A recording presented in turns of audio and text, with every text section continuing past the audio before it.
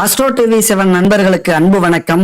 நான் உங்கள் நலம் விரும்பும் அன்பு தோழன் பேசுகிறேன். என் அன்பு மீனராசி நண்பர்களும் தோழிகளும் பிள்ளைகளும் பெரியோர்களும் வாழணும்னு எம்பெருமான் ஈஸ்வரனை வேண்டிக்கிட்டு ஆரம்பிக்கிறேன். இந்த வீடியோல 72 வருஷத்துக்கு அப்புறம் நடக்க போற அற்புதமான 4 கிரகத்தினுடைய வக்ர பயிற்சி ஒரே நேரத்தில் நடக்குது. 72 வருஷத்துக்கு முன்னாடி நடந்த வக்ர பயிற்சி இப்போ ஒரே நேரத்தில் நடக்குது. அப்படிங்கிறதுனால உங்க வாழ்க்கையில எந்த மாற்றம் ஏற்படுது, அந்த மாற்றத்தினால நீங்க என்னென்ன சாதிக்கலாம், என்னென்ன செய்யலாம், என்ன பரிகாரம், எந்த தெய்வத்தை வணங்கலாம் அப்படிங்கறத பத்திலாம் தெளிவா இந்த வீடியோல பார்க்க போறோம். ஸ்கிப் பண்ணாம கடைசி வரைக்கும் பாருங்க. உங்க வாழ்க்கையில இந்த ஒரு வீடியோ மாற்றத்தை ஏற்படுத்தலாம். அதுக்கு முன்னாடி நம்முடைய நோய்களுக்கும் இந்த கிரகங்களுக்கும் ஜோதிடத்துக்கும் கண்டிப்பா தொடர்பு உண்டு. அதனாலதான் நீங்களும் பயன்பெறணும். இந்த ஜோதிட பலனோட இந்த முக்கியமான பயனுள்ள தகவலையும் உங்க கூட பகிர்ந்துக்கணும் அப்படின்னு விரும்புறேன். இன்னைக்கு நம்முடைய எல்லா சந்தோஷங்களையும் அனுபவிக்கணும் அப்படின்னா உடல் ஆரோக்கியம் ரொம்ப முக்கியம். இன்னைக்கு எல்லா பொருளையும் கலப்படம், கெமிக்கல் இப்படி கலந்து காசுக்காக வித்துக்கிட்டு இருக்காங்க. ஆனா இந்த குட் பேபி இந்த நம்பரை பாத்துக்கங்க,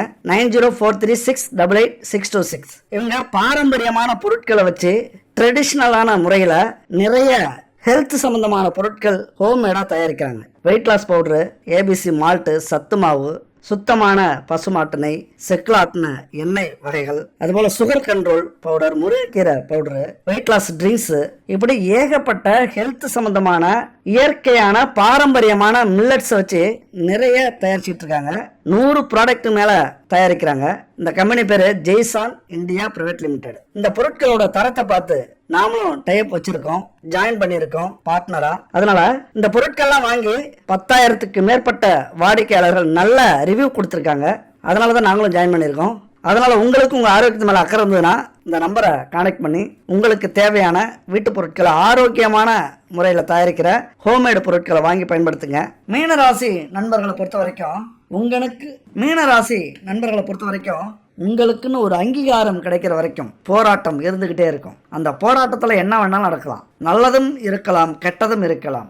ஆனால் போராடி ஜெயிக்கக்கூடியவர்கள், போராட்டமே வாழ்க்கையா வச்சிருக்கிறவங்க, பிறந்ததிலிருந்து கடைசி காலம் வரைக்கும் போராட்டம் அப்படிங்கிறது உங்க கூடவே பிறந்தது, ரத்தத்துல உங்க கூடவே இருக்கிறது. உங்க வீட்டுல செல்வம் நிறைய இருக்கணும், குடும்பம் சந்தோஷமா இருக்கணும் அப்படின்னா நீங்க போராடித்தான் ஜெயிக்கணும். அதுவும் அதர்மத்துக்கு எதிராக நிறைய போராட வேண்டி வரும் வாழ்க்கையில. அதர்மம்னா அரசியல் மட்டும் இல்ல, உங்க வாழ்க்கையில ஒவ்வொரு செயல்பாட்டிலேயே போராட்டம் இருக்கும். ஏன்னா 2ஆம் வீடு செவ்வாய், போர்க்குணம் கொண்டவர், போராடித்தான் ஜெயிக்கிற சூழ்நிலை உருவாகும். அப்போ உங்களுக்கு நிறைய பாடங்களை கற்றுக் கொடுக்கக்கூடிய ஒரு இடம். செவ்வாய் முருகன், அங்க ஒரு திருவிளையாடல் நடந்தது. அசுரனை உருவாக்குன சிவன் அந்த அசுரனை அழிக்கிறதுக்கு முருகனையும் உருவாக்குறாரு. அப்ப இது ஒரு திருவிளையாடல். உங்களுக்கு பாடத்தை கற்றுக் கொடுக்க நிறைய பிரச்சனைகள் உருவாகும். குடும்பத்திலையும் சரி, தொழிலையும் சரி, வேலையிலையும் சரி. உங்க பேச்சால் நீங்களே பிரச்சனையை உருவாக்கிப்பீங்க. அப்ப இப்படி உருவாகக்கூடிய பிரச்சனையிலிருந்து போராடி ஜெயிக்கிற குணம் உங்களுக்கு எப்பொழுதுமே உண்டு. போராடினாதான் அங்கீகாரம் கிடைக்கும், போராடினாதான் உயர்வு கிடைக்கும், போராடினாதான் செல்வம் கிடைக்கும். அதே நேரத்துல உங்களது மகிழ்ச்சியையும் பணத்தையும் யாரும் உங்கள்கிட்ட இருந்து பறிக்கவே முடியாது. எந்த நேரத்துல சந்தோஷமா இருக்கணுமோ, எந்த நேரத்துல மகிழ்ச்சியா இருக்கணுமோ அந்த நேரத்துல இருப்பீங்க. ராசியாதிபதி குரு இந்த வருஷம் 4வது வீட்டுக்கு வந்திருக்கிறார். கடந்த 2.5 வருஷமா விரைச்சனியா இருந்து பல இன்னல்களை சந்திச்சுக்கிட்டு இருந்தீங்க. ஏதாவது ஒரு விதத்துல சோர்ந்து போய் அமரக்கூடிய ஒரு காலகட்டம் இது. அதுவும் பெரிய இடியா இருக்கும், பெரிய பிரச்சனையா இருக்கும், பெரிய துன்பமா இருக்கும். மீளவே முடியாதா அப்படிங்கிற ஒரு சூழ்நிலை கூட அமையும். அப்படி ஒரு பயம் வரும், பதட்டம் வரும். ஆனா குரு பகவான் அந்த பதற்றத்தெல்லாம் நீக்கி எப்பொழுதுமே உங்களால முடியும். ஏன்னா உங்களுடைய அதிபதி உங்களுக்கு அந்த தைரியத்தையும் துணிச்சலையும் கொடுக்கக்கூடியவர். நீங்க படுற கஷ்டத்துக்கு மிகப்பெரிய நன்மையை கொடுக்கக்கூடியவர். 1000 தான் இருந்தாலும் நம்மளை பெற்றவங்களுக்கு தான் நம்மளுடைய வலியும் வேதனையும் தெரியும். அப்படிதான் 8 கிரகங்கள் உங்களுக்கு நல்லதையும் கெட்டதையும் மாறி மாறி செஞ்சாலும் உங்களுடைய அதிபதி உங்களுக்கு என்னைக்குமே வலியை கொடுத்தாலும் தோல்வியை கொடுக்க மாட்டார். அதனால உங்கள் அதிபதி உங்களை கைவிட மாட்டார். அதனால எதையுமே தைரியமா செய்யலாம். மீனராசி நண்பர்களும் தோழிகளும் இங்க ஏங்க எங்க அதிபதி விட மாட்டாரு, ஆனா ஏன் இப்படி நடக்குது? உங்கள் அதிபதி மட்டுமே உங்களுக்கு சாதகமா இருப்பாரு. ஆனா மீதி 8 கிரகங்கள் இருக்குல்ல, ஒவ்வொரு கிரகமுமே ஒவ்வொரு வலிமை வாய்ந்தது.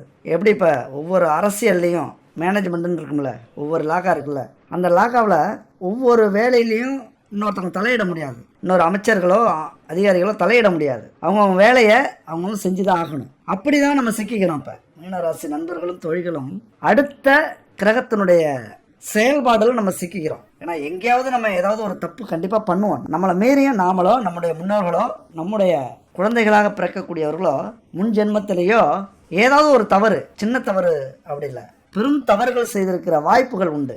இன்னைக்கு கிடைக்கிற இந்த ஞானம் போன ஜென்மத்தில் நமக்கு கிடைச்சிருக்காது. இன்னைக்கு கிடைக்கிற இந்த அறிவு போன ஜென்மத்தில் கிடைக்காது.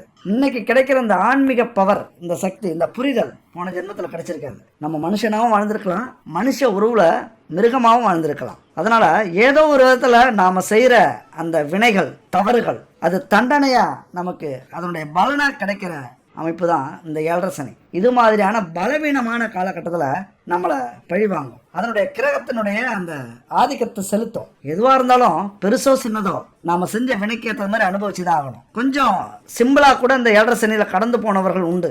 ஒரு கோர்ட்டு, ஜெயிலு, ஒரு சின்ன நோய், ஒரு அடிபடுது, ஆக்சிடென்ட், அல்லது 10-12 நாள் ஜெயிலில் இருந்துட்டு வர்றது, தொழில ஒரு 10 லட்சம் நஷ்டமா வருது. இப்படி மீளக்கூடிய விஷயங்கள் கூட சிலருக்கு நடந்திருக்கலாம். ஆனால் மீள முடியாத விஷயம் பலருக்கு நடந்திருக்கும். 7.5 சனி. அதனாலதான் 7.5 சனினா எல்லாரும் ஒரு விதத்துல பயப்படுவாங்க. அப்படி பயந்து கொஞ்சம் பிரச்சனையில கஷ்டப்பட்டு இருக்கிறவங்க தான் மீனராசி நண்பர்களும் தோழிகளும். சம்பாதிச்ச பணம், சம்பாதிக்கக்கூடிய பணம் அனைத்துமே விரயமாகி கொண்டிருக்கிற வாய்ப்புகள் உருவாகி இருக்கும். இன்னும் பல வருஷத்துக்கு விரயமாக்கக்கூடிய சூழ்நிலை கூட அமைஞ்சிருக்கும். நான் நாள்பட்ட நோய், நாள்பட்ட கோர்ட்டு கேஸு. ஏன்னா ஒரு கோர்ட்டில் ஒரு கேஸ் வந்தது அப்படின்னா வருஷக்கணக்கில் நம்ம செலவு பண்ணிகிட்டே இருக்கணும். அப்படியான அமைப்பெல்லாம் உருவாகும். இப்படி தொடர்ந்து செலவு பண்ணக்கூடிய, விரயமாக்கக்கூடிய பிரச்சனைகள் கூட வந்திருக்கலாம் இந்த காலகட்டத்தில். அதனால் இப்படியான சூழ்நிலையில் இந்த வக்ர பயிற்சி வர்றது மிகப்பெரிய ஆறுதல். உங்கள் மனசுக்கு அமைதியையும் நிம்மதியையும் ஒரு தைரியத்தையும் கொடுக்கக்கூடிய பயிற்சிகள் இது. ஜூலை 13ஆம் தேதி சனி வக்ரமாக உள்ளார். அப்படி வக்ரமானா என்ன நடக்கும் அப்படின்னா, உங்கள் எண்ணம் தெளிவாகும், ஆன்மீகத்தில் நாட்டம் அதிகரிக்கும், தாழ்வு மனப்பான்மை பறந்து போயிடும், எதுலையுமே தீவிரமான சிந்தனை, ஆழமாக யோசித்து முடிவெடுப்பது, பயம் காணாம போவது, தனி மனித ஒழுக்கத்தை நிலைநாட்டுவது, அதற்கு ஒரு சோதனை கட்டம். எவ்வளவுதான் நல்லவர்களாக இருந்தாலும் ஒரு பயிற்சொல் வரும்போது நான் நிரபராதி அப்படின்னு நிரூபிச்சு முன்பு இருந்த கௌரவத்தை அதிகப்படுத்துவது, புகழை அதிகப்படுத்துவது, ஒழுக்கமானவர்கள் அதுல நம்பர் 1ஆக வருவது, அப்படியான காலகட்டம் இது சனி வக்ர பயிற்சினால. அது மட்டும் இல்ல, கடின உழைப்பாலத்தான் உயர முடியும் அப்படின்னு உலகத்துக்கே காட்டுறது. இதெல்லாம் எப்படி நடக்கும் இந்த அதிசயம்? அதுதான் ஆன்மீகத்தில் நாட்டம் அதிகரிக்கும். அது மட்டும் போதுமா வாழ்க்கையில ஜெயிக்கிறதுக்கு? அந்த ஆன்மீக நாட்டம் வாழ்க்கையில நிம்மதியை கொடுக்கும், தெளிவாக சிந்திக்க வைக்கும், தீவிரமாக சிந்திக்க வைத்து உழைக்க வைக்கும், உலகம் நீங்க யாருன்னு தெரிஞ்சிக்க வைக்கும். அப்படி ஒரு மிக அற்புதமான அரிய ஒரு பயிற்சி வரக்கூடிய சனி வக்ர பயிற்சி. திடீர் அதிர்ஷ்டத்தையும் லாபத்தையும் யோகத்தையும் வரவழைக்கக்கூடிய அமைப்பு. அது மட்டும் இல்ல, விடுதலை, நோயிலிருந்து, விபத்திலிருந்து, வழக்கிலிருந்து, கஷ்டத்திலிருந்து, நரக வாழ்க்கையிலிருந்து விடுதலை ஆகக்கூடிய ஒரு காலகட்டமும் இதுதான். யாரால?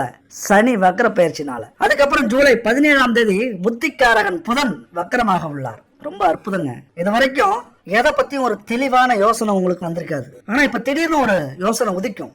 புதுசா யோசனைகள் வரும். ஒரு இளமையா உங்கள் மனசை வச்சுப்பீங்க. உங்கள் வெற்றிக்கும் முன்னேற்றத்திற்கும் வளர்ச்சிக்கும் அப்படியே துணையா தோள் கொடுத்து நிக்கிற நண்பன் மாதிரி புதன் பகவான் நிற்க போகிறார் வக்ர பயிற்சியாகி. வியாபாரத்துல வெற்றி, வேலையில வெற்றி, தொழில வெற்றி, வணிகத்துல வெற்றி. எந்த துறையில ஈடுபடுறீங்களோ, எந்த துறையில சாதிக்கணும்னு நினைக்கிறீங்களோ அந்த சாதனையை இந்த காலகட்டத்துல கொண்டு வரக்கூடிய ஒரு அமைப்பு இந்த புதன் பகவானால. புத்தி அற்புதமா வேலை செய்யும், பரபரப்பா வேலை செய்யும், ஆச்சரியப்படுற அளவுக்கு வேலை செய்யும். புதன் பகவானுடைய ஆசீர்வாதத்தை முழுசா நீங்க அடையறீங்க. இந்த புதன் வக்ர பயிற்சினால மிகப்பெரிய மாற்றத்தை உங்க வாழ்க்கையில கொண்டு வர போறீங்க. அது மட்டும் இல்ல, கடகராசியில அஸ்தமனம் ஆகிறார். அஸ்தமனம்னா என்ன? சோதனை மேல் சோதனை, சாதனை செய்யக்கூடிய வேதனை இது. அப்படியான வேதனையை கொடுக்கும். சோதனை கொடுத்தாலும் சாதிக்க வைக்கும். அதுபோல பலவீனமாக ஆக்கும், உங்களை பல சவால்களை எதிர்கொள்ள வைக்கும், புத்திசாலித்தனமா யோசிக்க வைக்கும். ஒரு முறை ஏமாந்தீங்க அப்படின்னா மறுமுறை அந்த விஷயத்துல ஏமாறவே மாட்டீங்க. உங்களை யாரும் ஏமாத்த முடியாது. திறமையா பேச கத்துப்பீங்க. உங்களை ஏமாற்றுபவர்களுக்கு யமனாக நிற்பீங்க. கபட நாடகத்துக்கெல்லாம் துணை போகவே மாட்டீங்க. நிறைய நாடகங்கள் உங்களை சுற்றி நடந்துகிட்டு இருக்கும். அத்தனையிலையும் ஒரு புதுமை, ஒரு புரிதல் உங்களுக்கு வந்துடும். உயர்ந்த கல்வி, நல்ல பேச்சாற்றல், திறமை. இன்னும் சொல்ல போனா எவ்வளவு பெரிய பைத்தியக்காரனா இந்த உலகம் உங்களை பார்த்தாலும் நீங்க தான் அறிவாளி என்னமோ நினைச்சிட்டோம். ஆகச்சிறந்த அறிவாளிகளாக வெளியில கொண்டு வரக்கூடிய அமைப்பு இந்த வக்ர பயிற்சிக்கு உண்டு. எவ்வளவோ முறை முட்டாள்கள்னு சொல்லியிருக்கலாம், பைத்தியக்காரன்னு சொல்லியிருக்கலாம், எதுக்கும் உதவாதவர்கள் அப்படின்னு சொல்லியிருக்கலாம். ஒரே நாள்ல ஒரே மாதத்தில் உங்களது நிலை மாறப்போகுது. இது மாதிரியான காலகட்டத்தில் தான் சில பேர் டக்குன்னு வெளி உலகத்துக்கு தெரிய ஆரம்பிப்பாங்க, புகழ் அடைவார்கள். அப்படியான ஒரு அமைப்பை நண்பு புதன் பகவான் கொண்டு வந்திருக்கிறார். புதன்னா என்னங்க?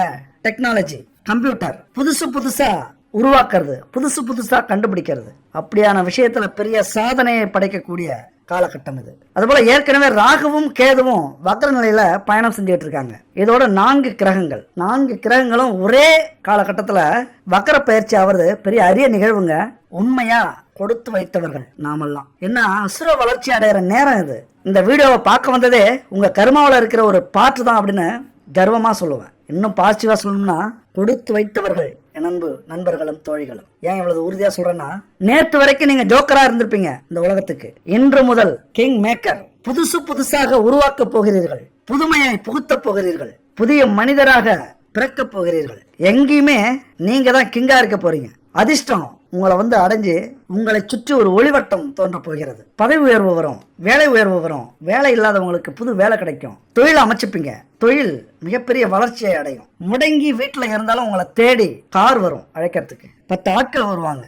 வெளிநாடு போறதுக்கு விசா வரும், கம்பெனில இருந்து கூப்பிட்டு பேசுவாங்க உங்களை. அப்படி ஒரு அற்புதத்தை நிகழ்த்தக்கூடிய ஒரு அமைப்பு. என் அன்பு நண்பர்களே, தோழிகளே, தயவு செஞ்சு இந்த வாய்ப்பை விட்டுறாதீங்க. நம்மளை ஏளனமா பார்த்த இந்த உலகத்துக்கு நாம யாருன்னு காட்டக்கூடிய ஒரு நேரம் இது. எல்லாராலையும் ஜெயிக்க முடியுங்க. முயற்சி பண்ணுனா, அந்த முயற்சியை இது மாதிரி கிரக அமைப்புகளோடு சேர்ந்து பண்ணுனா வெற்றிங்கிறது 100க்கு 1000% உறுதி. உங்களால முடியும். அதனால ஜோக்கரா இருந்த என் அன்பு மீனராசி நண்பர்களும் தோழிகளும் கிங் மேக்கரா மாறக்கூடிய காலம். எது நடந்தாலும் தன்னுடைய வினை, தன்னுடைய கர்மா, நாம செஞ்ச செயலால இது கிடைச்சது அப்படிங்கிற புரிதல் மட்டும் வந்துருச்சுன்னா போதும். அது பெருசா இருக்கலாம், ரொம்ப பெருசா இருக்கலாம், ரொம்ப பெருசா இருக்கலாம். எதுவாக இருந்தாலும் நாம செஞ்சதுக்கு அது நடக்குது. இதையும் நாம தாங்கிப்போம், இதையும் அனுபவிப்போம். மரணமே வந்தாலும் இதுக்கு மேல எந்த ஒரு தவறையும் செய்ய வேண்டாம். வந்ததை ஏத்துப்போம். முடிஞ்சா அதை சரி பண்றதுக்கு முயற்சி பண்ணுவோம், முயற்சி எடுப்போம். சரியானா நல்லது, சரியாகலனா இந்த ஜென்மத்திலே இந்த கர்ம வினையை தீர்த்துட்டு புதுசா பிறப்போம். உலகத்துல ஏதாவது ஒரு அப்பா அம்மாவுக்கு ஏதாவது ஒரு ஊர்ல இந்த புரிதல் இருந்துருச்சு அப்படின்னா கண்டிப்பா உங்களுக்கு இந்த வாழ்க்கையும் சூப்பரா இருக்கும். எதையுமே தாங்கிக்கக்கூடிய, சாதிக்கக்கூடிய வலிமை உங்களுக்கு வந்துடும். அதுல உங்களுக்கு ஒரு நம்பிக்கை இல்லாம இருக்கலாம். ஒரு ஜென்மம் தான், ஒரு பிறப்பு தான், இந்த ஒரு பிறப்புலயே நம்ம ஒழுங்கா வாழ இந்த மாதிரியான வாழ்க்கை அமைஞ்சிருச்சுன்னா என்ன பண்றது?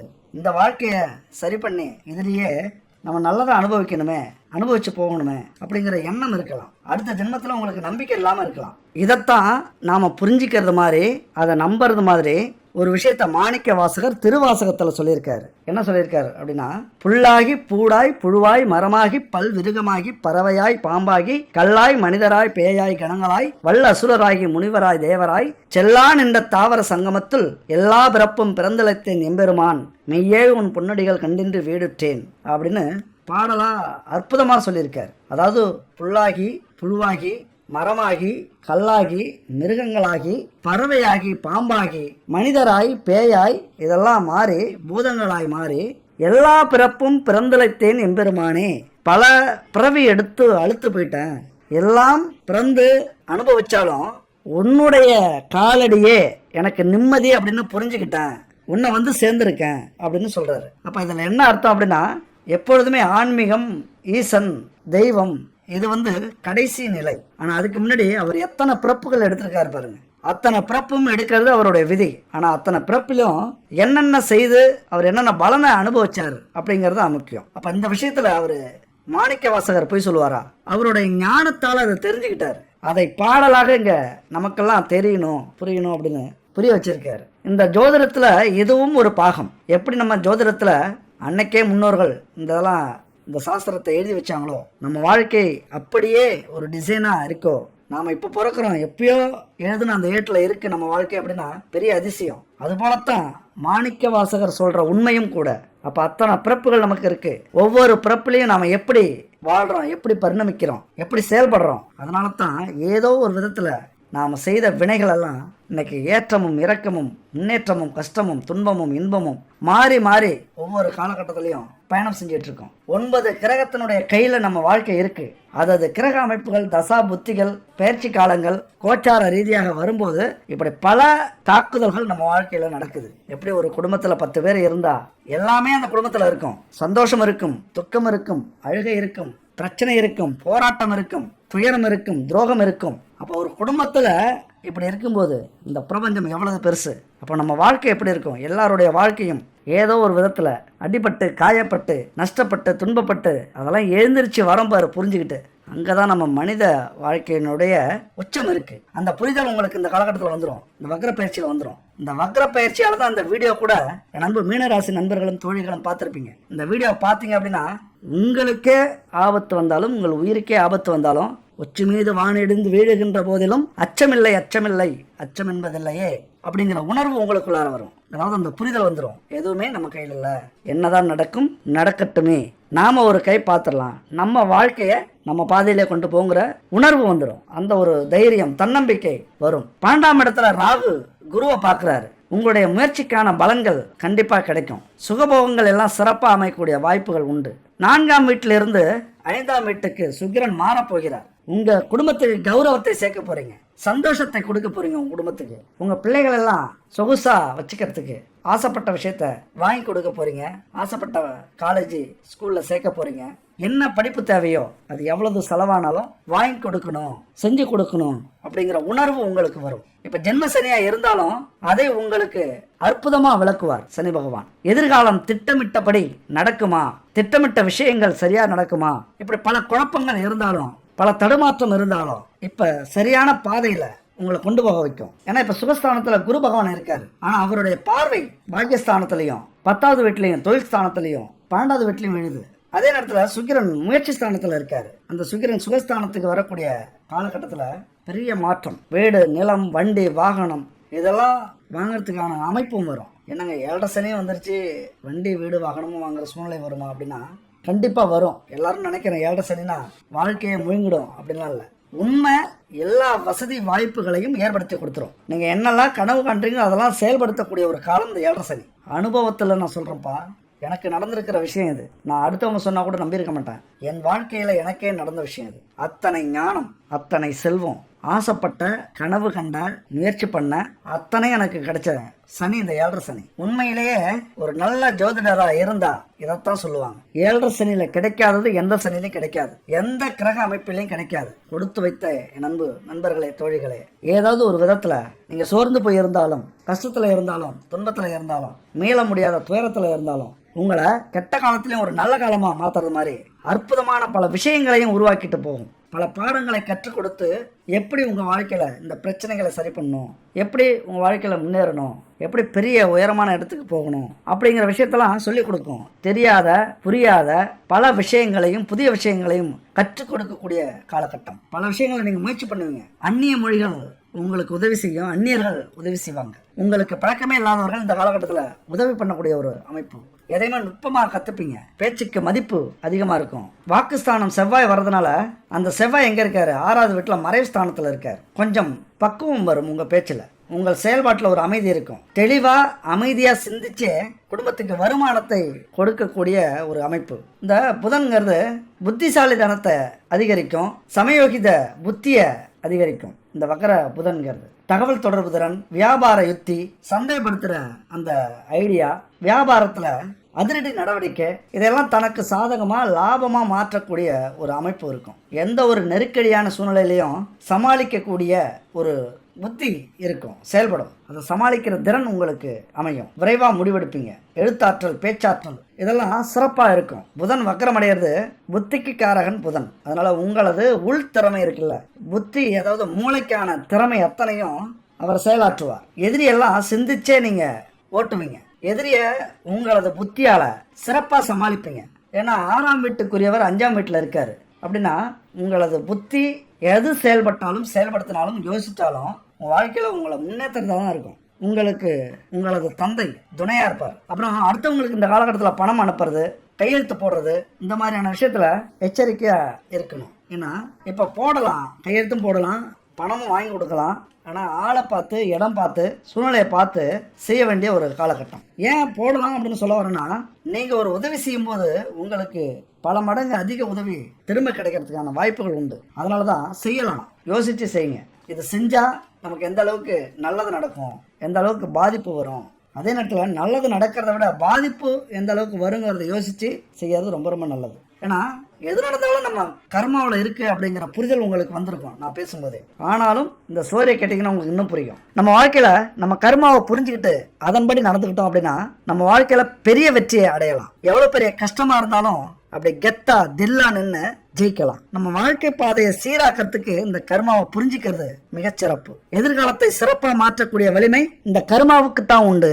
அதை புரிஞ்சுக்கிட்டோம்னா இதை விட சிறந்த ஒரு வெற்றிக்கு வழி எதுவுமே இல்லை. ஒரு சின்ன ஸ்டோரிங்க. 2 சின்ன பசங்க ரயில்வே ஸ்டேஷன்ல உட்காந்து பேசிட்டு இருக்காங்க. ஒரு பையன் ரொம்ப சோகமா இருக்கான். இன்னொருத்த கேட்கறான், டேய் மச்சான் என்னடா பிரச்சனை அப்படிங்கிறான். இல்லடா எனக்கு வாழவே பிடிக்கல, +2 ரிசல்ட் வந்துருச்சு, நான் ஃபெயில் ஆகிட்டேன். வீட்டுக்கு போனால் அப்பா தோலை உரிச்சிடுவார், அவமானப்படுத்துவார், எங்கள் ஊரெல்லாம் என்னை கேலி கிண்டல் பேசும். அதெல்லாம் அனுபவிக்கிறத விட இந்த ரயிலில் விழுந்து தற்கொலை பண்ணிக்கலான்னு இருக்கேன் அப்படின்னு சொல்கிறான். அதுக்கு அவன் நண்பன் சொல்கிறான், வேணாண்டா மச்சான், தற்கொலை பண்ணிக்காத. தற்கொலை பண்ணிக்கிட்டேன்னா செத்து போய் இன்னொரு தடவை பிறந்து LKGலேருந்து 12வது வரைக்கும் மறுபடியும் நீ படிக்கணும். 14 வருஷம் இன்னொரு தடவை நீ படிக்க வேண்டியது வரும். அதெல்லாம் விட்டுட்டு ஒரு டுட்டோரியல் காலேஜுக்கு போ, அங்கே 1 வருஷம் படித்து பாஸ் ஆகு, அப்புறம் 3 வருஷம் காலேஜுக்கு போ, எல்லாம் சரியாயிடும், இவ்வளோதாண்டா பிரச்சனையே அப்படின்னு சொல்லி முடிக்கிறான். அவனுடைய நண்பனுக்கு எளிதான ஒரு தீர்வை சொல்லிடுறான். உலகம் என்ன வேணாலும் நினைக்கட்டும், எது வேணாலும் சொல்லட்டும், நம்ம வாழ்க்கைக்கு நமக்கு எது தேவையோ அதன்படி தான் நம்ம போகணும். இன்னைக்கு இந்த சின்ன அவமானம்லாம் ஒரு 3-4 வருஷம் கழிச்சு காலேஜுக்கு போனதுக்கு அப்புறம் சரியாயிடும் அப்படின்னு தெளிவாக சொல்லிடுறான். இதுதாங்க நண்பர்களே, தோழிகளே, வாழ்க்கைங்கிறது. அடுத்து முயன்றாலும் ஆகும் நாளன்றி எடுத்த கருமங்கள் ஆகா, தொடுத்த உருவத்தால் நீண்ட உயர்மரங்கள் எல்லாம் பருவத்தால் அன்றி பழா. அதாவது எவ்வளவுதான் முயற்சி செஞ்சாலும் அதது நடக்கக்கூடிய காலகட்டம் வந்தாதான் நடக்கும். உருவத்துல பருத்து உயர்ந்தோங்கி நிற்கிற மரமானாலும் ஒவ்வொரு நாளும் பழுக்காது, அது பழுக்கிற காலம் வந்தாதான் பழுக்கும். அதாவது என்ன பிரச்சனை வந்தாலும், என்ன துன்பங்கள் வந்தாலும், என்ன தடைகள் வந்தாலும், அவமானம் தோல்விகள் வந்தாலும் அதிலிருந்து விலகி ஓடுறத விட்டுட்டு, அதிலிருந்து மறைஞ்சிக்கிறத விட்டுட்டு, தன்னையே அழிச்சிக்கிறத விட்டுட்டு, தற்கொலை பண்ணிக்கிறத விட்டுட்டு அதை எதிர்த்து போராடணும் அப்படின்னா நமக்கு வந்த கர்ம வினையை இந்த ஜென்மத்திலே தீர்த்துருவோம். இதுக்கு பயந்து நம்ம பின்வாங்கணும் அப்படின்னா மறுபடியும் இறந்தாலும் திரும்பவும் வரும் அப்படிங்கிறதான் இந்த கர்மாவனுடைய பாடம். அதனால எத்தனை பிரச்சனை வந்தாலும் ஏத்து நின்று அடிங்க. அதை சொல்லக்கூடிய ஒரு காலகட்டம் தான் இந்த வக்ர பயிற்சிகள். உங்களை அப்படியே மெருகேத்திடுங்க, அவ்வளவுதான். நீங்க யாருன்னு உங்களுக்கே புரிய வைக்கக்கூடிய ஒரு அமைப்பு. அப்புறம் தொழில லாபம் அதிகமாக வரதுக்கான வாய்ப்புகள் உள்ளது. ஏன்னா குரு பகை வீட்டில் இருக்காரு. பகை வீட்டில் இருக்கும்போது அவர் ரொம்ப அதிகமான கஷ்டத்தை கொடுக்க முடியாது. ஏன்னா குரு உட்கார்ற இடம் கொஞ்சம் கஷ்டப்படுத்துற இடமா தான் சொல்லுவாங்க. ஆனால் பகை வீட்டில் இருக்காரு, அதிகமாக அவரால் செயல்பட முடியாத சூழ்நிலை. ஆனால் அவர் பார்க்குற பார்வைக்கு அற்புதமான வாய்ப்புகள் உண்டு. இது நடக்கக்கூடிய நல்ல விஷயங்களை தடுக்க முடியாது. வீடு, வாகனம், சொத்து, சுகம் இதெல்லாம் எப்படி இது வரைக்கும் கிடைச்சதோ, ஒருவேளை கிடைக்காம இருந்தாலும் இப்போ கிடைக்கக்கூடிய ஒரு அமைப்பு. ஏன்னா சுக்கிரன் அந்த இடத்துக்கு வரப்போறாரு. அதனால தொழில லாபம் அதிகரிக்கும், வேலையில முன்னேற்றம் இருக்கும், எதையும் சமாளிக்கக்கூடிய வருமானம் இருக்கும். ஜீவனஸ்தானத்தை சுக்கிரன் சந்திக்கிறதுனால உங்களது குடும்பத்துக்கு என்ன வேணும்னாலும் வாங்கி கொடுப்பீங்க. ஏன்னா ஒரு குடும்பத்தோட சந்தோஷம் எதில் இருக்குங்க சொல்லுங்க? எதில் இருக்கு? அதை விட என்ன கேட்டு வாங்கி கொடுக்குறோமோ அதில் தான் சந்தோஷமா இருக்கு. குடும்பத்துக்கு தேவையான அத்தனை ஆடம்பரமான பொருட்களையும் திக்கு முக்காட வைக்கக்கூடிய பொருட்களெல்லாம் வாங்கி கொடுக்க போறீங்க. அன்பு, காதல், உறவு, சுகங்கள் இதெல்லாம் வாழ்க்கையில மறக்க முடியாத சந்தோஷத்தை ஏற்படுத்தும். அதே நேரத்தில் 7வது வீட்டில் சனி பார்வை இருக்கு. அப்படி 7வது வீட்டை சனி பார்வை பார்த்தாரு அப்படின்னா உங்கள் குடும்பத்துல உங்கள் துணைக்கோ உங்களுக்கோ எப்படி வேணாலும் வச்சுக்கலாம். ஏன்னா பிரச்சனை வரணும். வீண் பழிச்சொல், அவமானம், கேப்பா பேச்சை கேட்டு குடும்பத்துல சண்டை போடுறது, அல்லது பார்க்குற பார்வையில தவறா புரிஞ்சுக்கிறது, சந்தேகப்படுறது, எங்க போன, யாருக்கிட்ட பேசுன, ஆபீஸ்ல என்ன பண்ற, ஏன் லேட் ஆகுது எப்படின்னு கணவனையோ மனைவியையோ சந்தேக பார்வையோட கேள்வி கேட்குற விஷயம்லாம் இப்போ நடக்கும். ஏன்னா ராசிக்கு 6ல் கேது வேற இருக்காரு. ஏன்னா கேது இருந்தா உங்களது வேகமான முன்னேற்றத்துக்கு கொஞ்சம் தடயம் போடுவார். அதே வீட்டில் கடன் நோய் எதிரி ஸ்தானத்தை ராகுவும் பார்க்குறாரு. இதில் என்ன புரிதல்னா, இந்த சொகுசான வாழ்க்கைக்கு குடும்பத்துக்கு தேவையானதை வாங்கி கொடுப்பீங்கன்னு சொன்னேன். குடும்பத்துக்கு வாங்கி கொடுத்தீங்க அப்படின்னா உங்களுக்கு எல்லா சந்தோஷமும் கிடைக்கும், நிம்மதி கிடைக்கும். ஆனால் குடும்பத்துக்கு தெரியாமல் சில பேருக்கு உதவி செய்ய வேண்டிய காலகட்டாயம் வரும், சூழ்நிலை வரும். அப்படி வரும்போது தான் இந்த கடனும் நோயும் எதிரிகளும் அதிகரிப்பாங்க. ஒரு ஆணையோ பெண்ணையோ தவறான புரிதலோட, தவறான செயல்பாட்டோட, தவறான எண்ணங்களோட பார்த்தீங்க, செயல்பட்டீங்க அப்படின்னா இந்த பிரச்சனைகள் வரதுக்கான வாய்ப்புகள் அதிகம். கடன் அதிகரிக்க வாய்ப்புகள் உண்டு. அப்போ என்ன பண்ணணும்? எச்சரிக்கை தான், வேற என்ன. குடும்பத்தை மீறி, குடும்பத்துக்கு தெரியாமல், குடும்பத்துக்கிட்ட சொல்லாமல் எதுவும் செய்யக்கூடாது, செய்ய மாட்டோம் அப்படின்னு உறுதியை எடுத்துக்கொள்ளுங்க.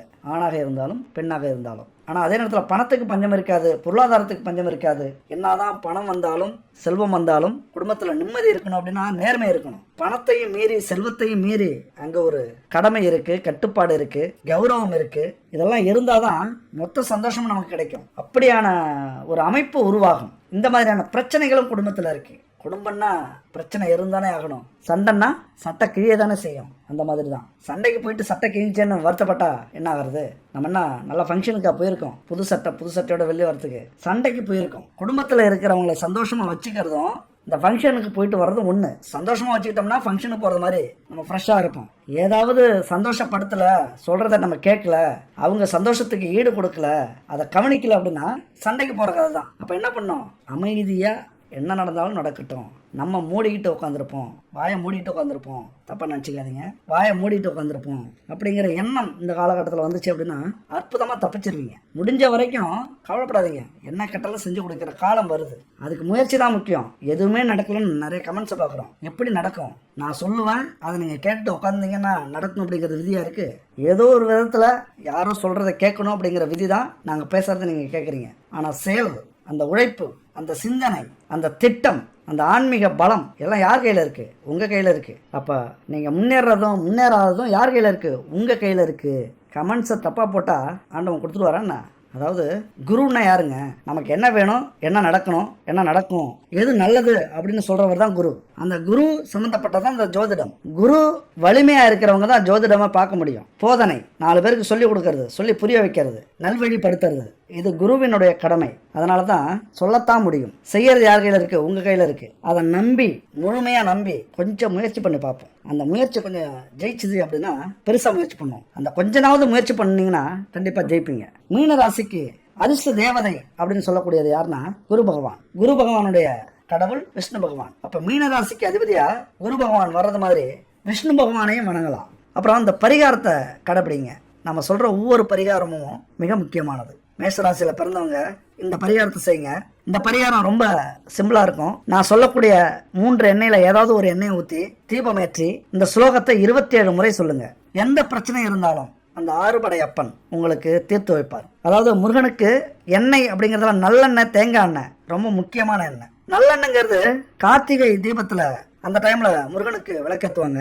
குடும்பத்துல ஒரு ஒற்றுமையை உருவாக்கும், தன்னம்பிக்கையை ஏற்படுத்தும், உங்களுக்கு துணையா எல்லாரையும் செயல்பட வைக்கும். இந்த உலகத்துல இருக்கிற எல்லாரும் சகோதரனா உங்களை நினைப்பாங்க. அந்த பாசத்தை வளர்க்கக்கூடிய ஒரு அமைப்பு இந்த நல்லெண்ணெய்க்கு உண்டு. அதுபோல தேங்காய் எண்ணெய் முருகனுக்கு அபிஷேகத்துக்கு நிறைய பயன்படுத்துவாங்க. இல்லைன்னா தீப எண்ணெய் கடையில் விற்பாங்க, தீப எண்ணெய். அப்புறம் இந்த எண்ணெயில ஏதாவது ஒரு எண்ணெயை தீபம் ஏற்றி, என்னைக்கு?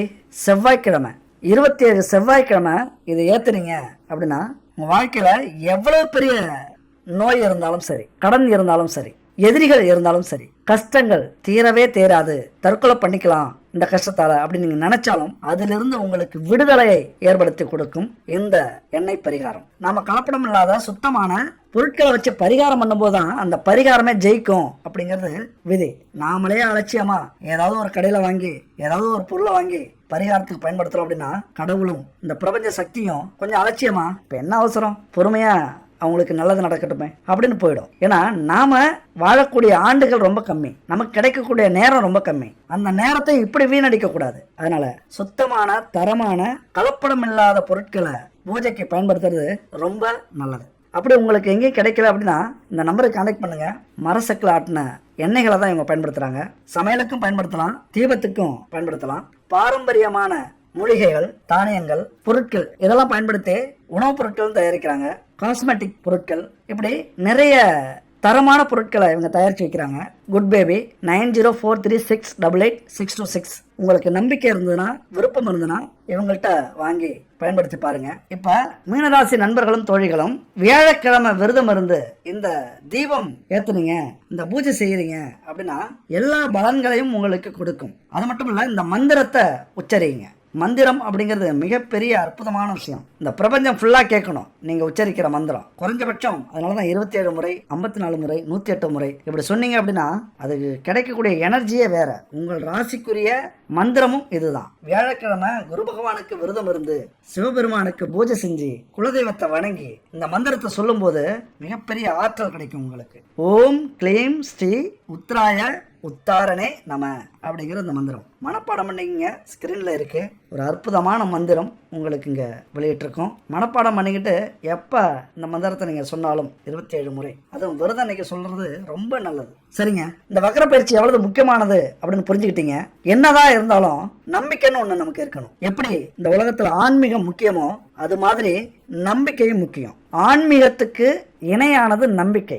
ஊழையும் உப்பக்கம் காண்பர் உழைவின்றி தாழாது உணர்த்துபவர். அதாவது மனம் தளராதும் தாமதிக்காதும் முயற்சி செய்பவர் தமக்கு தடையாக இருக்கும் விதியையும் தோல்வியுற செய்வார் அப்படிங்கிறதான் இந்த குறளுக்கு அர்த்தம். தோல்விங்கிறது மோசமான ஒன்று தான். ஆனால் அது கற்றுக் கொடுக்கிற பாடம் இருக்குல்ல, யாராலையும் கற்றுக் கொடுக்க முடியாது. எந்த குருவாலையும் அதை கற்றுக் கொடுக்க முடியாது. தோல்வியை கண்டு துவண்டு போகாம அதற்கான காரணத்தை தெரிஞ்சுக்கிட்டீங்க அப்படின்னா புத்திசாலித்தனமா உங்களாலையும் ஜெயிக்க முடியும். முடியவே முடியாதுங்கிற அந்த வெற்றியை உங்களால் ருசிக்க முடியும். நீங்க சரியான பாதையில தான் போயிட்டு இருக்கீங்களா, சரியான செயலை தான் செய்றீங்களா, சரியா முடிவு எடுத்திருக்கீங்களா? எதை செஞ்சாலும் ஒரு முறைக்கு 1000 முறை யோசிச்சு செய்யுங்க. அதுக்கப்புறம் சின்ன தயக்கம் வந்தா கூட கைவிட்டுறாதீங்க, போராடுங்க. ஆனாலும் ஒரு நேரத்துல இது உங்களால முடியாது, இதெல்லாம் காரணமா இருக்கு அப்படின்னா கைவிட்டு விடுங்கள், பின்வாங்கி விடுங்கள். அந்த பாதையை விட்டுட்டு வெளியேறுங்க. நீங்க எத்தனை தூரம் பயணிச்சிருந்தாலும், எவ்வளவு உழைப்ப போட்டிருந்தாலும், எவ்வளவு கஷ்டப்பட்டிருந்தாலும் அந்த முயற்சியிலிருந்து வெளியே வந்துருங்க அப்படின்னு சொன்னவர் யாரு?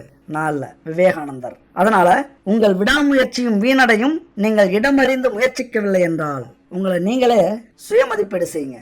குறை நிறைகளை சரி பண்ணுங்க. உங்களால என்ன முடியும், எது முடியும் அப்படிங்கிறத நல்லா யோசிச்சு எந்த விஷயத்திலையும் இறங்குங்க. அப்ப முழு மனசோட ஈடுபட்டு முயற்சி பண்ணிக்கிட்டே இருங்க. வெற்றியோ தோல்வியோ எது வேணாலும் கிடைக்கட்டும், ஆனால் ஏமாற்றம் கிடைக்காது. ஏதாவது ஒரு பெரிய பாடம் உங்களுக்கு கிடைக்குங்க. முயற்சி செய்ய முடியாம இருக்கிறவங்க மத்தியில முயற்சி செய்யறதே மிகப்பெரிய வெற்றி தான் அப்படின்னு இந்த உலகத்துக்கு காட்டக்கூடிய வலிமை உங்களுக்கு இருக்கும் அந்த முயற்சினால. அடுத்த ஒரு அற்புதமான வீடியோல சந்திப்போம். நன்றி, வணக்கம்.